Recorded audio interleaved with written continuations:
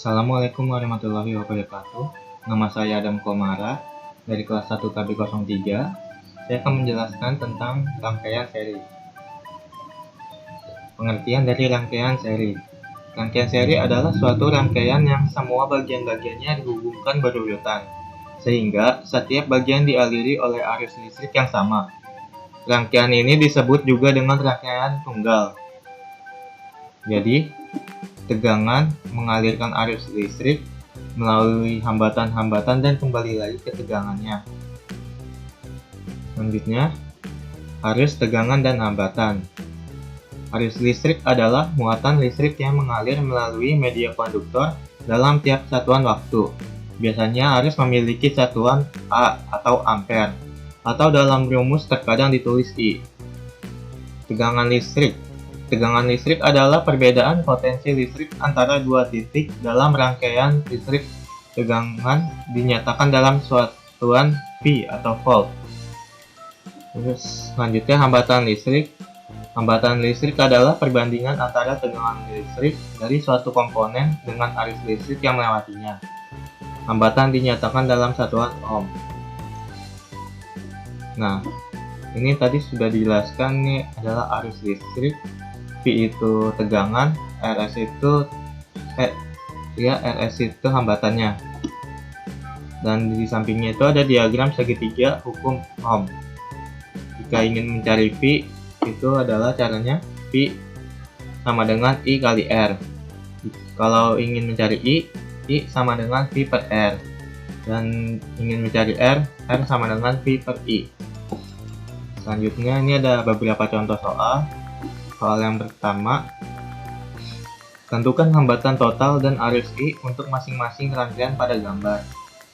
Nah, caranya yang pertama, RS sama dengan R1 tambah R2 dan tambah R3. Selanjutnya, RS sama dengan 2 ditambah 6 ditambah 12 sama dengan 20 ohm. Terus cara yang selanjutnya, mencari arus I-nya.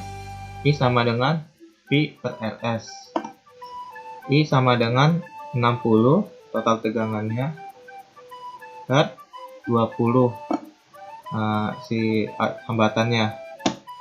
Jadi sama dengan 3 ampere. Dan soal yang kedua, hambatan totalnya telah ditentukan. Tentukan hambatan yang belum diketahui harganya dan arus I untuk masing-masing rangkaian. Nah, cara yang pertama itu R2 sama dengan R total dikurang R1 ditambah R3 tambah R4. R2 sama dengan 60 R totalnya.